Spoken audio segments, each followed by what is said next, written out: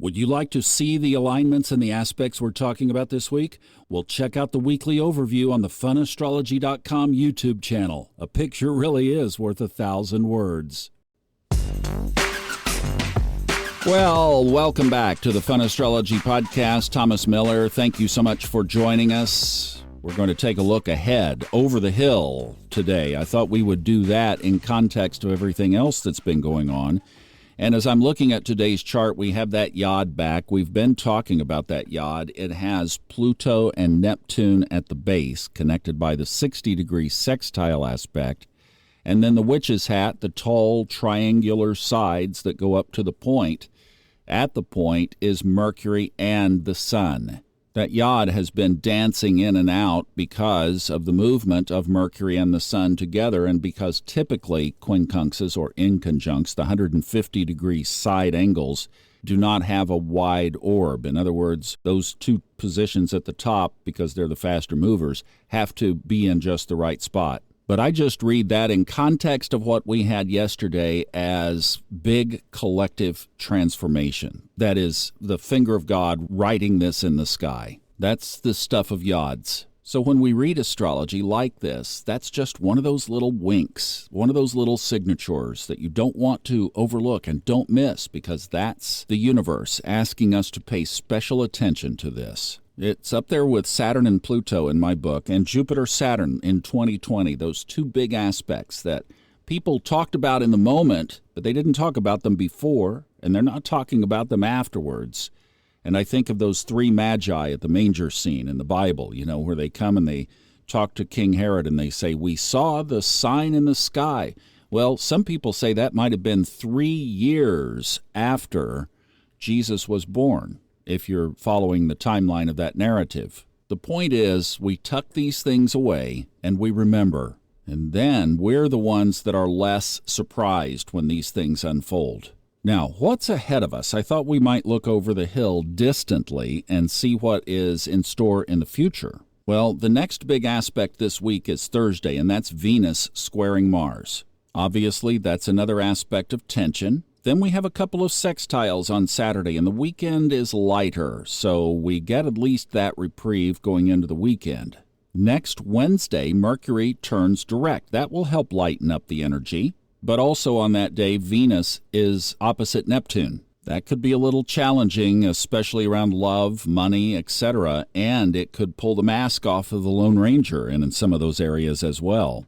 On September 1st, Pluto enters back into Capricorn, going retrograde. There's that cleanup that we're going to be talking about. So that's basically the month of September. And Pluto will be slowing down because it only dips its toe 1 degree, doesn't get past 29 in Capricorn before it turns direct again October 11th. So especially by the time we get into September, we have a stronger Pluto sitting, baking right there, 29 Capricorn, 0 Aquarius. So much a symbolism of elimination of things that are old and don't serve. Another energetic change coming ahead of us on September 4th, Mars will be entering Cancer. That's not its favorable sign. Cancer is way too emotional and way too sensitive and way too passive for Mars. So we have to get through that transit before Mars finds its way back into fire with Leo. We're working our way up to the eclipses. Just hang on, we're about to get there. On September 8th, the Sun opposes Saturn.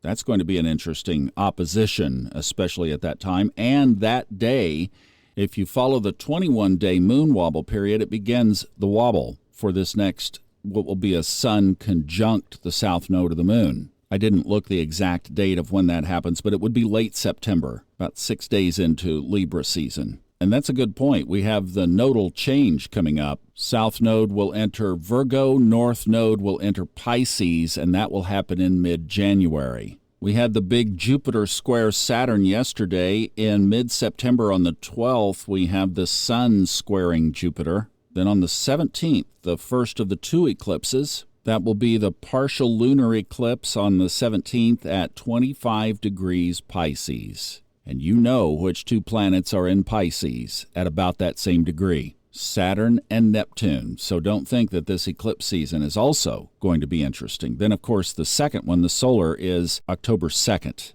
Two other dates I'd like to mention just to kind of wrap up this year. November 3rd, Mars will oppose Pluto, and then the second of the Jupiter-Saturn squares is December 24th.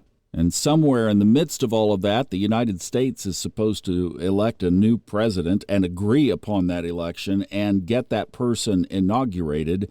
And this doesn't even include what's going to happen in September, which is the exact aspect of that solar arc Saturn, which will be right on the United States' natal Mars in Gemini, the divided dualistic sign of Gemini, in the seventh house of war and conflict.